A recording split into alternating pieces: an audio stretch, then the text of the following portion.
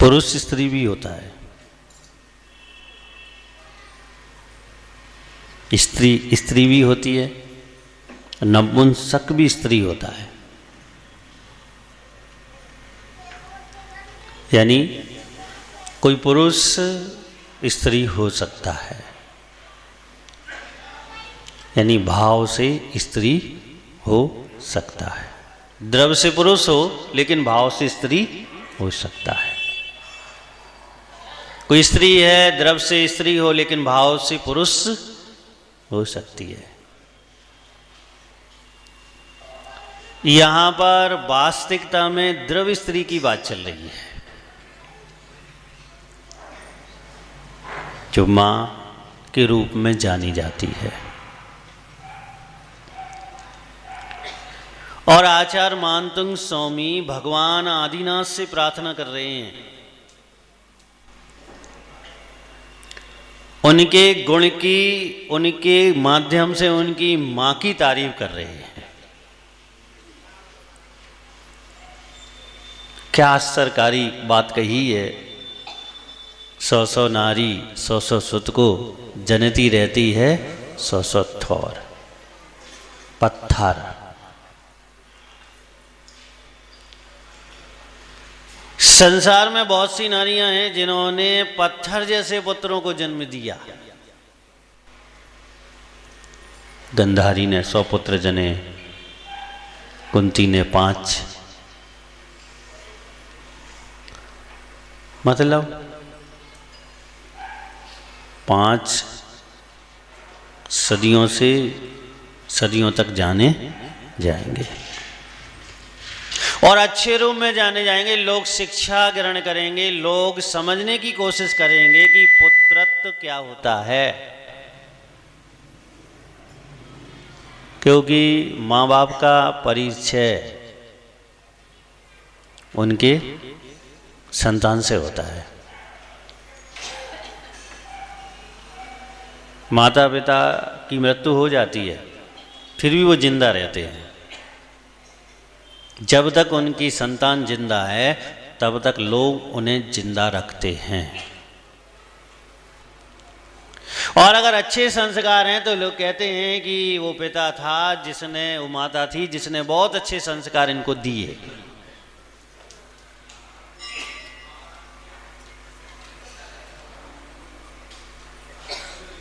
पुत्र, जितनी भी स्त्रियां हैं जो बांझ नहीं है वो जनती हैं। इस काव्य में ये विशेषता है कि ये माँ, प्रत्येक माँ को विचार करना चाहिए कि हमें कैसा पुत्र और कैसी पुत्री जननी है। ये बाद में विचार नहीं हो सकता, जन्म के बाद। पहले लोग बाद में विचार करते हैं, लेकिन पहले विचार होना चाहिए।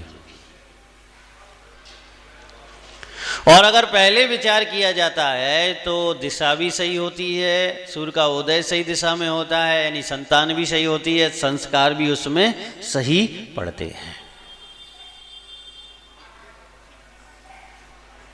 अब आश्चर्य यह है कि आचार्य महाराज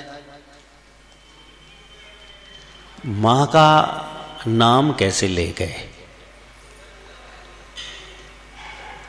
अध्यात्म दृष्टि से जब देखते हैं जीव को तो न वो पुरुष है, न वो स्त्री है, न वो नपुंसक है। यह तो व्यंजन पर्यायों का फल है कि कोई स्त्री होता है, कोई पुरुष होता है, कोई नपुंसक होता है। वास्तविकता में मैं कुछ भी नहीं हूं, क्योंकि मैं एक चेतन आत्म द्रव हूं। अगर मुझ में कर्म नहीं है तो ये तीनों पर्याय में से मेरी कोई भी पर्याय नहीं है। और जब तक कर्म है तो कर्म अपेक्षा से हम देखते हैं तो 3 में से एक, किसी न किसी जीव की एक पर्याय होगी। स्त्री हो, पुरुष हो, नपुंसक हो। पर्याय कर्म का फल होती है। जब मनुष्य आयु बांधते हैं लोग, उस समय तय नहीं होता कि स्त्री होगा कि पुरुष होगा कि नपुंसक होगा। स्त्री आयु का बंध नहीं होता, आयु का बंध होता है। उसके बाद वह जीव अपनी जैसी प्रतिक्रिया बनाता है वैसी पर्याय उसे प्राप्त हो जाती है। आयु बंधने के बाद वह कैसे द्रव्य को यानी कैसे कर्म को आमंत्रण कर रहा है। अगर वह पुरुष होकर पुरुषत्व के विरुद्ध कार्य कर रहा है तो उसे नपुंसक और स्त्री वेद का ही द्रवाएगा। अगर वो अन्याय पूर्वक ग्रस्त जीवन को व्यतीत कर रहा है तो अब उससे अगर मनुष्य आयु का बंध हो गया है तो नपुंसक या स्त्री द्रव का ही द्रवाएगा उससे। इसलिए सावधान रहना चाहिए। स्त्रियों के संबंध में ही सोच विचार पुरुषत्व जैसे होने चाहिए। जो आगे का भाव होगा वह ऐसा भाव होगा जो आपको संयम, पूर्ण संयम देने वाला होगा।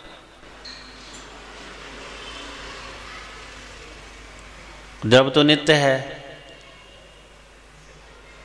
आपका विनाश होगा कि नहीं होगा? अब दो चीजें हैं, होगा भी और नहीं भी होगा। पर्याय की दृष्टि से तो हम संसार छोड़कर, वर्तमान का संसार छोड़कर जाएंगे, और द्रव्य की दृष्टि से जब तक मुक्ति नहीं होगी तब तक संसार छोड़कर नहीं जाएंगे। यानी हम रहेंगे भी और नहीं भी रहेंगे। इस पर्याय में नहीं रहेंगे, ना किसी पर्याय में तो रहेंगे। सागर में नहीं, सागर के बाहर सही, कहीं ना कहीं तो हम होंगे। और जब हमें होना है तो हमें तैयारी ऐसी करनी चाहिए कि हम व्यवस्थित जगह हों, क्योंकि पुनरपि जन्मम पुनरपि मरणम ये तो निश्चित है। जब तक आत्मा से कर्म लगे हुए हैं तब तक जन्म भी है और तब तक मृत्यु भी है। इसलिए सोचो, विचार करो। और वास्तविकता में जैसे कोई स्वाध्याय नहीं करता है और स्वाध्याय करता है, उसे मृत्यु के बारे में ज़्यादा सोचना चाहिए कि मृत्यु भी आएगी। जन्म सावधान नहीं किया जन्म ने, लेकिन मृत्यु हमें सावधान कर सकती है। और जब ये मृत्यु के बारे में हम चिंतन करते हैं तो हमें ये समझ में आता है कि मरने का तरीका क्या होना चाहिए और मरने के बाद जन्म लेने का तरीका क्या होना चाहिए। जैसे चाहे नहीं मरना, तरीके से मरे। हम कोई भी कार्य करते हैं तो अच्छा करने की कोशिश करते हैं, तो अच्छा मरने की भी कोशिश करें। किस तरीके से मर जाएं, इस तरीके से मर जाएं कि जो हमें पुनः जन्म मिले वह बहुत बहुत अच्छा मिले। रावण ने जन्म तो बहुत अच्छे तरीके से पाया था, अर्धचक्री। कितनी विशेषताएं होती हैं अर्धचक्री में, लेकिन मरण अच्छे तरीके से नहीं कर पाया। राम ने जन्म भी अच्छे तरीके से पाया और मरण भी अच्छे तरीके से किया। हमने जन्म अच्छे तरीके से नहीं पाया, खुद भी रोए और दूसरे को भी, मां को भी रुलाया, लेकिन मर तो अच्छे तरीके से सकते हैं।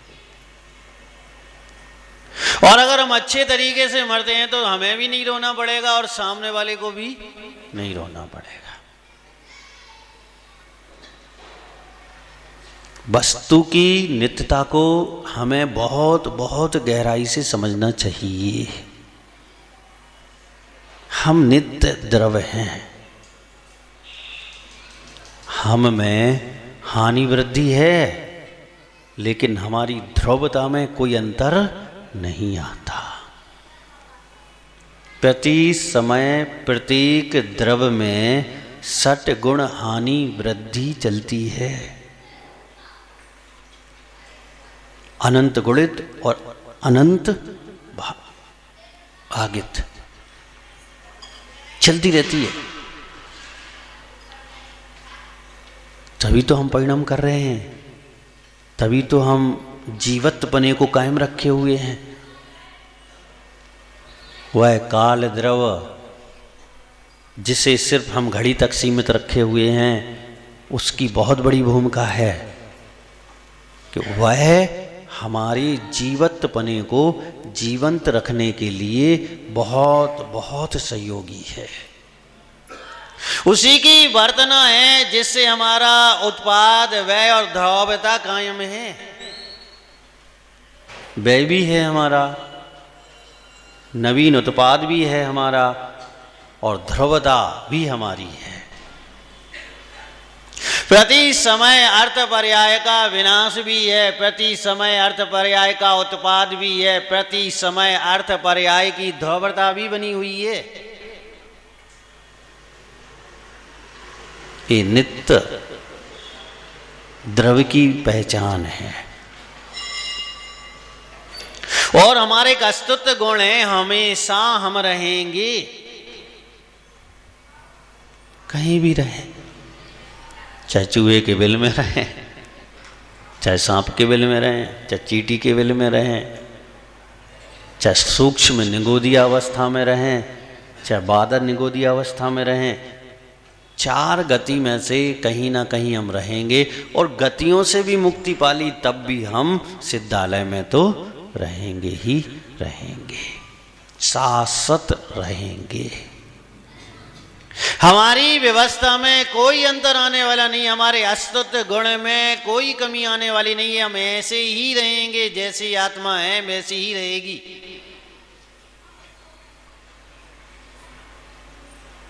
ये बात जब समझ में आती है तब जाके भगवान आदिनाथ जैसी स्थिति हमारी बनती है।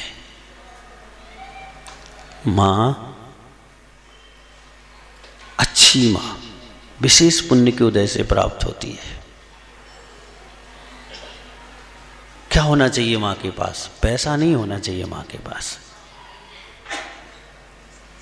सुंदरता नहीं होनी चाहिए माँ के पास, माँ के पास संस्कार होने चाहिए। और संस्कार माल मानी माँ जो है वो सब जीवों को नहीं मिलती। जो भूखे पेट में भी संस्कार डालने का काम कर दे, पानी की जगह जरूरत पड़ने पर संस्कार पिला दे, और ये पुण्य आत्मा जीवों को ऐसी माँ मिलती हैं जो सही दिशा देती हैं, सही मार्ग देती हैं, सही शिक्षा देती हैं। वरना पेट में बच्चा नहीं आता है और माँ इंजीनियर, कलेक्टर, सीए बनाना चालू कर देती है। ये माँ कैसी है? स्वार्थी माँ है। संतान भी स्वार्थी होगी।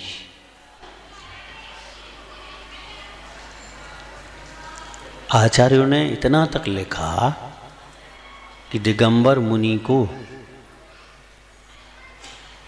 अगर उनके शरीर के जन्मदाता आत्मकल्याण करना चाहते हैं तो उन्हें आत्मकल्याण उनका कराना चाहिए।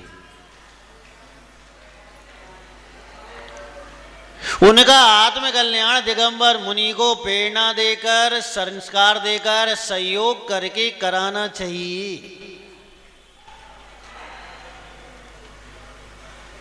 परस्परोपकरो जीवानाम। वहां राग की बात नहीं होती, उपकार की बात होती है। और ये तभी संभव है जब दोनों ओर से संस्कार की स्थिति बनती है, तभी संभव है। अब आज का समय तो बहुत बदला हुआ है। बेटे कमा तो अच्छा रहे हैं, पहले के बेटे 2000 कमाते थे, 1500 कमाते थे, 1500 कमाते थे, लेकिन शाम को माँ बाप की सेवा जरूर करते थे। अब तो बेटा 2.5 लाख 5 लाख तक कमाता है, 10 लाख भी कमाता है महीने में, लेकिन इतनी दूर है कि बस वह खाते में पैसे ही डाल सकता है और कुछ नहीं कर सकता। और आप खुश हो क्योंकि आप भी स्वार्थी हो, आपने पाला ही इसलिए था कि वो बस पैसे भेजे, आपने इसलिए पाला था। और अगर आपने इसलिए पाला होता कि ये आत्म कल्याण के मार्ग को भी जाने, उसे भी स्वीकार कर ले, शक्ति के अनुसार उसे भी धारण कर ले, तो वो आज तुम्हारे पास होता और तुम्हारी सेवा भी कर रहा होता। भव्य आत्माओं, मुनि भी मां की महिमा को गाते हैं। मैं रोज महाराजों की माँ को धन्यवाद देता हूँ कि लाखों करोड़ों असंख्यात व्यक्तियों के बीच में तुमने ऐसे पुत्र को जन्म दिया जो आज दिगंबर मुनि बन गया। मान तुंगाचार्य यही महिमा तो गा रहे हैं मरुदेवी की। तुम जैसी मां दूसरी कहां है, क्योंकि ऐसा पुत्र जना कि उसने सारी दुनिया को आत्म जन्म का मार्ग बता दिया। भावी आत्माओं, कुछ संबंध ऐसे होते हैं जो निस्वार्थ ही निर्वाह होने चाहिए। मां और पुत्र का संबंध, पिता और पुत्र का संबंध निस्वार्थ ही होना चाहिए। और अगर ये संबंध निस्वार्थ होते हैं तो यहां पर आत्म उन्नति के मार्ग खुलते हैं। और अगर इस स्वार्थ से लिप्त हो जाते हैं, दोनों के आत्म उन्नति के मार्ग अवरुद्ध हो जाते हैं। इसलिए इस काव्य को, 22 नंबर काव्य को बहुत महिलाओं को तो पढ़ना ही चाहिए। जो गृहस्थ जीवन जाना चाहते हैं महिला वर्ग में, उन्हें पढ़ना ही चाहिए। गृहस्थ जीवन में जाने के बाद जो संतान की चाह रखते हैं उन्हें पढ़ना ही चाहिए, अर्थ सहित पढ़ना चाहिए, इस अर्थ का बार बार चिंतन करना चाहिए। और जब बार बार चिंतन होगा, बार बार इसका पढ़ना होगा, उच्चारण के साथ होगा, तो स्वयं में परिवर्तन आएगा और जो गर्भ में संतान आएगी उसमें भी परिवर्तन आएगा। भव्य आत्माओं, आप तो कुछ बन नहीं पाए,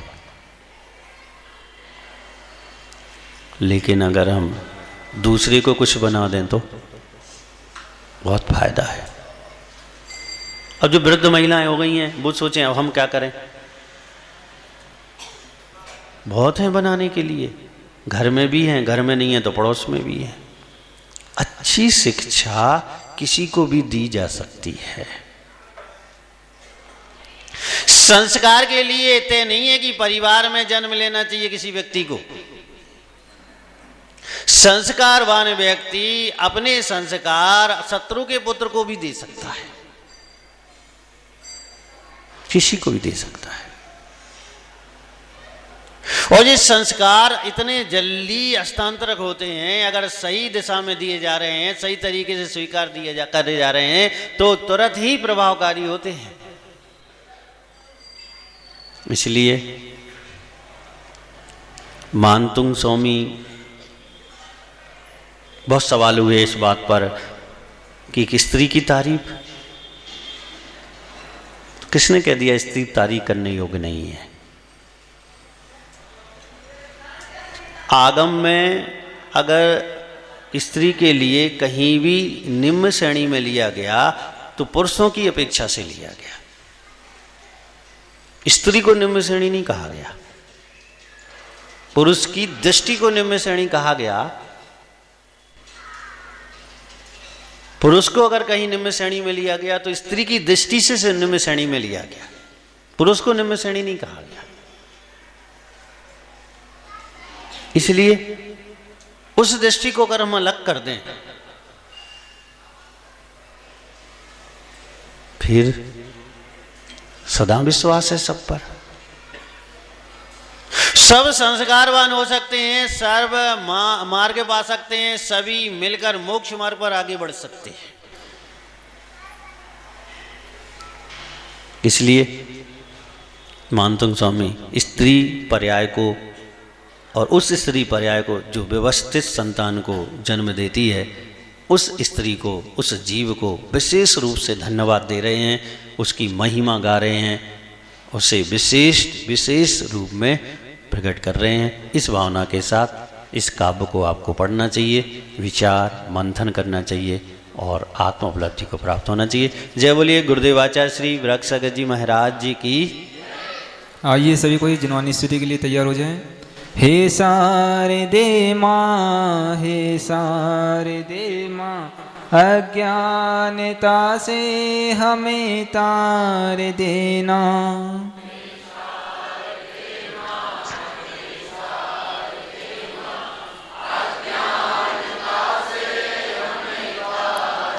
मुनियों ने समझी, गुणियों ने जानी, शास्त्रों की भाषा, आगम की वाणी।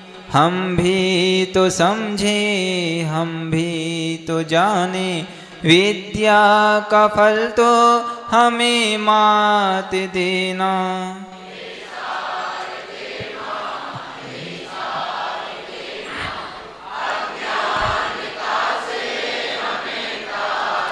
तू ज्ञान दाई हमें ज्ञान दे दे, रत्न त्रयों का हमें दान दे दे।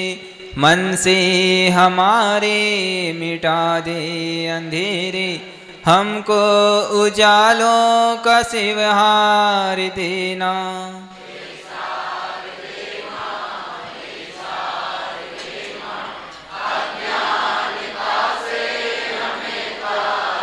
तू मोक्षदायी है संगीत तुझ में, हर शब्द तेरा, हर भाव तुझ में। हम हैं अकेले, हम हैं अधूरे, तेरी शरण माँ हमें तार देना।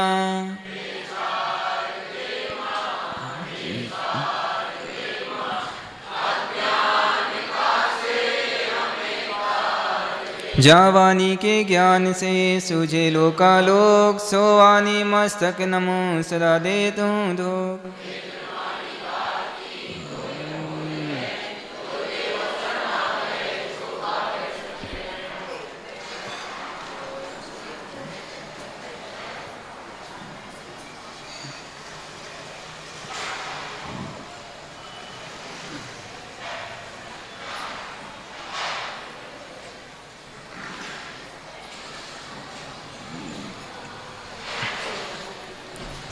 अर्घ ले लेंगे सभी कोई।